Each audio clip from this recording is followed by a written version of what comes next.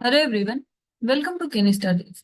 आज है 6 अक्टूबर और आज की डेट में हम 2 दिनों की करंट अफेयर्स की क्वेश्चंस को कवर करेंगे। शुरू करते हैं। आज का फर्स्ट क्वेश्चन है, what is the theme of recently inaugurated international film festival and forum on environment and wild life वातावरण। यहाँ पर आपसे पूछा जा रहा है, हाल ही में उद्घाटन किए गए अंतर्राष्ट्रीय फिल्म महोत्सव और पर्यावरण एवं वन्य जीव मंच का विषय क्या है। आपके ऑप्शंस हैं, conservation of forest, wetlands for life, climate change awareness या फिर मरीन इकोसिस्टम प्रोटेक्शन। आपको बताना है कि अंतर्राष्ट्रीय फिल्म महोत्सव और पर्यावरण एवं वन्य जीव मंच का जो आयोजन किया गया, इसका थीम क्या रहा है। और इस क्वेश्चन में आपका करेक्ट ऑप्शन हो जाएगा ऑप्शन बी। सो ये थीम रहा है वेटलैंड्स फॉर लाइफ। आप देख सकते हैं, the International Film Festival and Forum on Environment and Wildlife was inaugurated with the theme Wetlands for Life, and the festival aims to raise awareness and promote the conservation of wetlands. So, around 6% of Indians depend on wetlands for their livelihood, highlighting their importance. And this event encourages discussions on significant environmental issues. Bilateral cooperation between India and Germany has been successful in wetland conservation. और ये जो forum है, international film festival and forum on environment and wild life, इसका आयोजन किया गया है नई दिल्ली में। बढ़ते हैं नेक्स्ट क्वेश्चन की ओर। Which 5 languages have been granted the status of classical language by the Indian government recently? यहाँ पर आपसे पूछा जा रहा है, हाल ही में भारत सरकार ने किन 5 भाषाओं को शास्त्रीय भाषा का दर्जा दिया है। आपके ऑप्शंस हैं, option first Marathi, Bengali, Pali, Prakrit and Assamese. Second Hindi, Urdu, Gujarati, Tamil and Telugu. Third Sanskrit, Kannada, Malayalam, Oriya and Telugu या फिर बंगाली, पंजाबी, राजस्थानी, असमीज एंड तमिल। आपको उन 5 भाषाओं के बारे में बताना है जिनको हाल ही में शास्त्रीय भाषा का दर्जा दिया गया है। इस क्वेश्चन में आपका करेक्ट ऑप्शन हो जाएगा ऑप्शन ए। सो ये लैंग्वेजेस हैं मराठी, बंगाली, पाली, प्राकृत और असमीज। आप यहाँ देख सकते हैं, the Indian government has recently granted classical language status to Marathi, Bengali, Pali, Prakrit, and Assamese, and this discussion increases the number of classical languages in India from 6 to 11. So previously, only Tamil, Sanskrit, Telugu, Kannada, Malayalam, and Odia held classical status. Marathi's recognition fulfills a long-standing demand by its proponents, Pali known for Buddha's sermons, and is also now recognized as classical language. So criteria की बात करें कि classical language जब हम status देते हैं तो उसका क्राइटेरिया क्या होना चाहिए, उनमें शामिल है high antiquity of the language text over a period of 1500 to 2000 years. Second, a significant body of ancient literature considered a heritage. And third, presence of prose texts along with poetry and inscriptional evidence. So ये criterias होते हैं। बढ़ते हैं next question की ओर। Which global platform has India decided to join by signing a letter of intent in October 2024? यहाँ पर आपसे पूछा जा रहा है, भारत ने अक्टूबर 2024 में आशय पत्र पर हस्ताक्षर करके किस वैश्विक मंच में शामिल होने का निर्णय लिया है। आपके ऑप्शंस हैं, international solar alliance, international energy efficiency hub, international criminal code या फिर इंटरनेशनल कोर्ट ऑफ जस्टिस।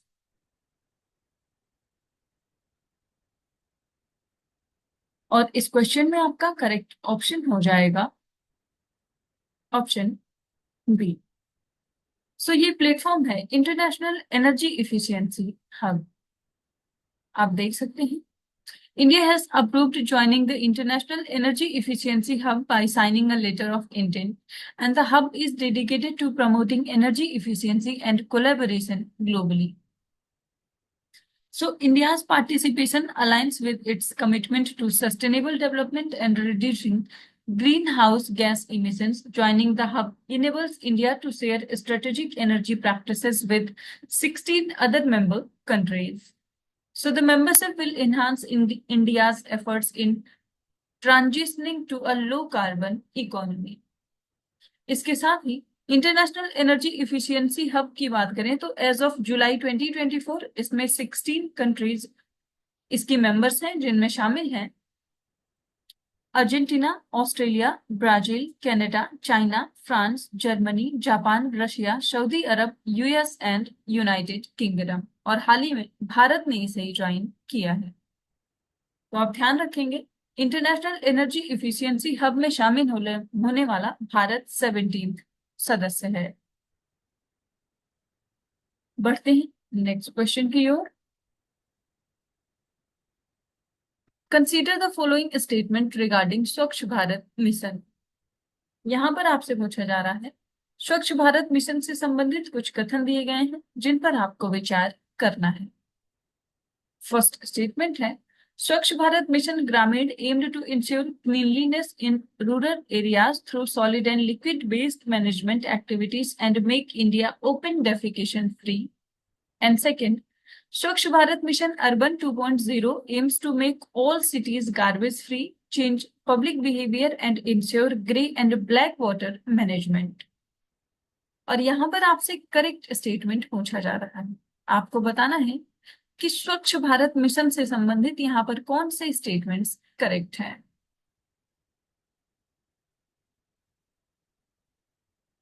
और इस क्वेश्चन में आपका करेक्ट ऑप्शन हो जाएगा ऑप्शन बी। सो यहाँ पर दोनों ही स्टेटमेंट्स आपके करेक्ट हैं।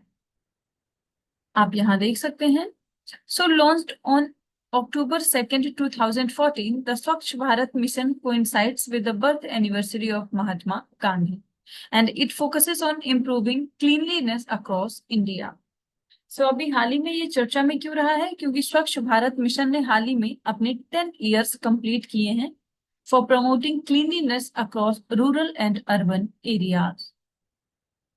और स्वच्छ भारत मिशन के तहत कुछ की इनिशिएटिव्स भी हैं, जिनमें शामिल है स्वच्छ भारत कोष, स्वच्छ सर्वेक्षण, स्वच्छता ही सेवा कैंपेन एंड स्वच्छ विद्यालय अभियान। बढ़ते हैं नेक्स्ट क्वेश्चन की ओर। Which institution released a report जिसका टाइटल है future pandemic preparedness and emergency response a framework for action. यहाँ पर आपसे पूछा जा रहा है कि किस संस्था ने भविष्य की महामारी की तैयारी और आपातकालीन प्रतिक्रिया कार्रवाई के लिए एक रूपरेखा शीर्षक से एक रिपोर्ट को जारी किया है। आपको उस संस्था का नाम बताना है। आपके ऑप्शंस हैं NITI Aayog, reserve bank of India, food corporation of India या फिर council of scientific and industrial research. और इस क्वेश्चन में आपका करेक्ट ऑप्शन हो जाएगा ऑप्शन ए। सो इसको जारी किया है नीति आयोग ने। आप देख सकते हैं, NITI Aayog released an expert group report titled Future Pandemic Preparedness and Emergency Response: A Framework for Action. And the report offers a blueprint for rapid response to future public health emergencies. So COVID-19 was not the last pandemic. 75% of the future threats could be genetic, and the report offers a 100-day response plan for pandemics focusing on governance, data management, and partnerships. So India's efforts during COVID-19, like digital tools and research and development, were highlighted. The report recommends strengthening legislation, surveillance, and capacity building, and it involved consultations with over 60 experts and stakeholders. So this framework aims to better prepare and manage future outbreaks effectively. आप ध्यान रखेंगे, नीति आयोग को establish किया गया था 2015 में by replacing planning commission. बढ़ते हैं नेक्स्ट क्वेश्चन की ओर। Lake Prespa which was seen in the news is located in which continent? यहां पर आपसे पूछा जा रहा है हाल ही में समाचारों में रही प्रेस्पा झील किस महाद्वीप में स्थित है? आपके ऑप्शंस हैं अंटार्कटिका, साउथ अमेरिका, यूरोप या फिर Australia.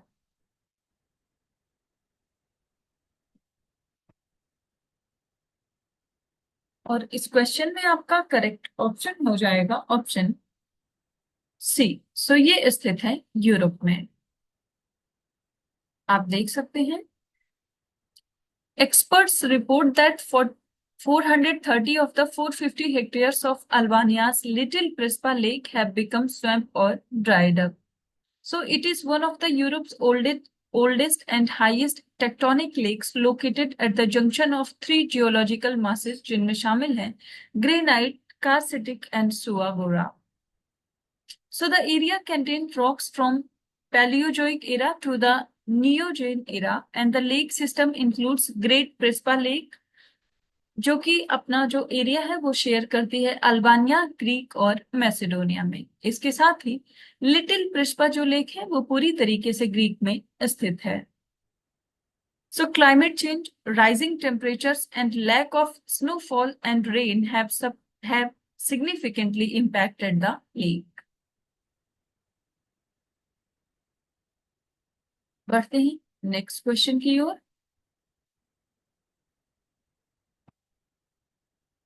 has recently become the first woman fighter pilot to join the Indian Air Force 18 Flying Bullet Squadron. यहां पर आपसे पूछा जा रहा है हाल ही में भारतीय वायुसेना की 18 फ्लाइंग बुलेट स्क्वाड्रन में शामिल होने वाली पहली महिला फाइटर पायलट कौन बनी है? आपके ऑप्शंस हैं शुभाश्री श्रीराम, रेखा शर्मा, अंजलि गुप्ता या फिर Mohana Singh.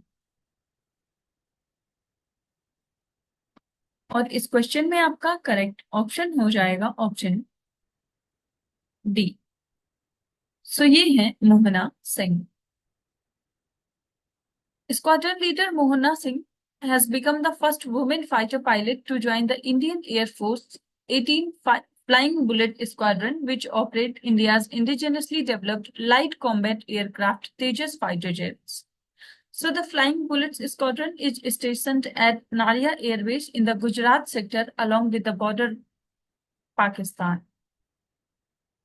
So Mohana Singh was among the first three female fighter pilots commissioned into IAF in 2016 alongside squadron leader Bhavna Kant and Avani Chaturvedi. So she made history as the first woman in the IAF to fly a Hawk aircraft during daylight hours in 2019. बढ़ते हैं next question की ओर। Which of the following countries signed a tripartite agreement to facilitate cross-border electricity trade? यहां पर आपसे पूछा जा रहा है निम्नलिखित में से किस देश ने सीमा पार बिजली व्यापार को सुविधाजनक बनाने के लिए त्रिपक्षीय समझौते पर हस्ताक्षर किए हैं? आपके ऑप्शंस हैं इंडिया, नेपाल, बांग्लादेश या फिर ऑल ऑफ द अबव।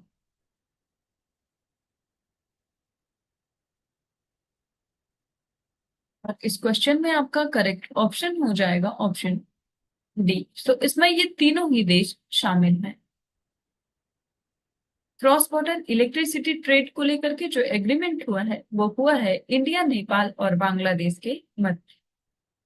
आप देख सकते हैं Nepal, India and Bangladesh signed a tripartite agreement to facilitate cross-border electricity trade, and Nepal will export its surplus electricity to Bangladesh via India from June 15 to November 15 every year. And in the first phase, Nepal will export 40 megawatt of the hydroelectricity to Bangladesh via Indian territory, and India will make arrangements to supply the electricity from Nepal to Bangladesh. बढ़ते हैं next question की ओर। Which country has topped in the recently released Global Innovation Index 2024 by the World Intellectual Property Organization?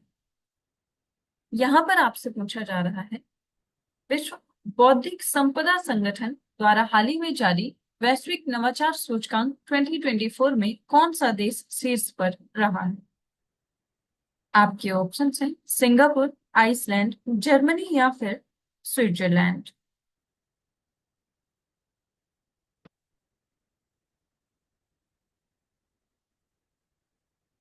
और इस question में आपका correct option हो जाएगा ऑप्शन डी। सो ग्लोबल इनोवेशन इंडेक्स 2024 में जो कंट्री टॉप पर रही है वो है स्विट्जरलैंड। आप देख सकते हैं, according to the World Intellectual Property Organization's report titled 17th edition of the Global Innovation Index 2024, Unlocking the Promise of Social Entrepreneurship, India secured the 39th position out of the total 133 economies with a score of 38.3. So in 2023, India's rank was 40th with a score of 38.1 और इस वर्ष India की rank है 39. So the index has been topped by the Switzerland for the 14th consecutive year, and it is followed by Sweden at second rank and United States of America at third. The Global Innovation Index has been co-published annually since 2007 by the World Intellectual Property Organization in seat Cornell University of USA. And it ranks the world economies according to their innovation capabilities on the basis of 80 indicators. इसके साथ ही world intellectual property organization की बात करें तो it is one of the 15 specialized agencies of the united nations और इसको establish किया गया था 1967। वीपो का हेडक्वार्टर है जिनेवा, स्विट्जरलैंड और वर्तमान समय में वर्ल्ड इंटेलेक्चुअल प्रॉपर्टी ऑर्गेनाइजेशन के डायरेक्टर जनरल हैं डेरेन टांग। बढ़ते हैं नेक्स्ट क्वेश्चन की ओर।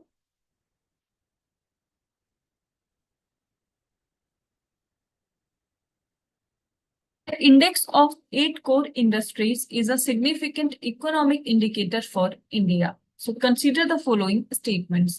यहाँ पर 8 कोर उद्योगों का सूचकांक जो कि भारत के लिए एक महत्वपूर्ण आर्थिक संकेतक है, उससे संबंधित कुछ कथन दिए गए हैं जिन पर आपको विचार करना है। फर्स्ट स्टेटमेंट है, the ICI covers 40% of the weight in the index of industrial production. Second, it is released by the Reserve Bank of India. And third, the base year for the ICI is 2011 and 12. और यहाँ पर आपको बताना है that which of the statements given above is are incorrect. कितने ऐसे statements हैं जो कि यहाँ पर गलत हैं, ये बताना है आपको। इस क्वेश्चन में आपका करेक्ट ऑप्शन हो जाएगा ऑप्शन ए। सो यहाँ पर एक स्टेटमेंट गलत है, बाकी दो सही। ये सेकंड स्टेटमेंट यहाँ पर इनकरेक्ट होगा क्योंकि ये आरबीआई के द्वारा जारी नहीं किया जाता है। बाकी दोनों ही स्टेटमेंट्स करेक्ट हैं। आप देख सकते हैं, ICI is released by the Office of the Economic Advisor under the Department for Promotion of Industry and Internal Trade, not the Reserve Bank of India. So core sector की बात करें तो core sector in India comprises 8 की industries जिनमें शामिल है coal, crude oil, natural gas, refinery products, fertilizers, steel, cement and electricity. And the core sector growth is calculated by combining the growth rates of these individual industries using their respective weights in the overall index of core industries index.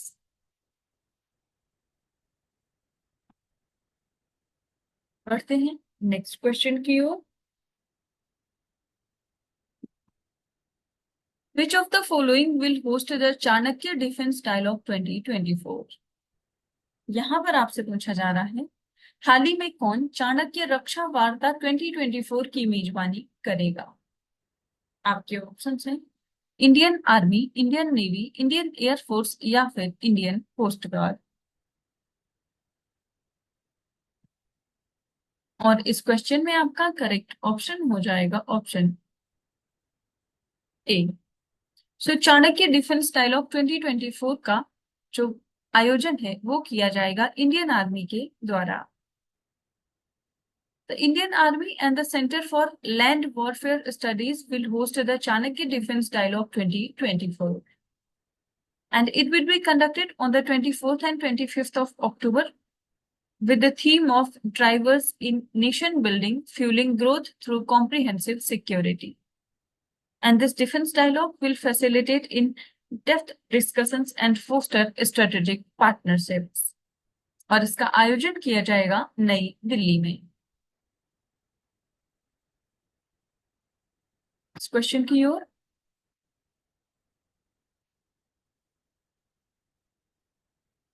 Consider the following statements about Namaste programme.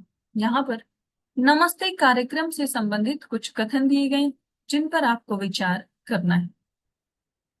First statement है, it was launched by the ministry of social justice and empowerment. Second, it aims to empower sanitation workers for turning them into sanipreneurs. And third, it focuses on eliminating manual hazards cleaning practices. और यहाँ पर आपसे incorrect statement पूछा जा रहा है। आपको बताना है कि ऊपर दिए गए 3 स्टेटमेंट्स में से कितने ऐसे स्टेटमेंट्स हैं जो कि इनकरेक्ट हैं। आप ध्यान रखेंगे, यहाँ पर आपसे नमस्ते प्रोग्राम के बारे में पूछा जा रहा है। इस क्वेश्चन में आपका करेक्ट ऑप्शन हो जाएगा ऑप्शन डी। सो यहाँ पर कोई भी स्टेटमेंट इनकरेक्ट नहीं है, ये तो तीनों ही स्टेटमेंट्स यहाँ पर करेक्ट है।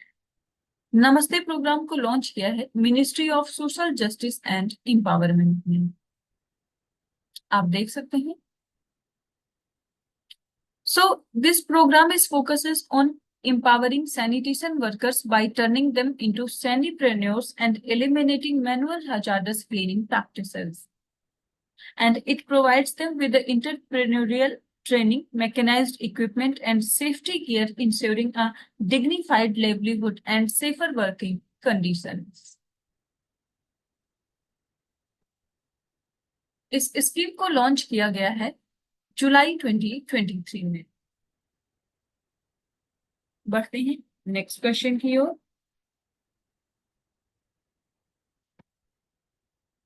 Which of the following statement is correct about the PM E-Drive scheme?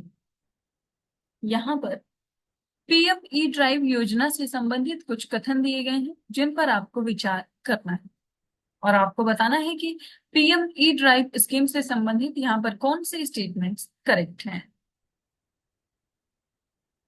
So first statement है, it will accelerate electric vehicle adoption and boost domestic innovation.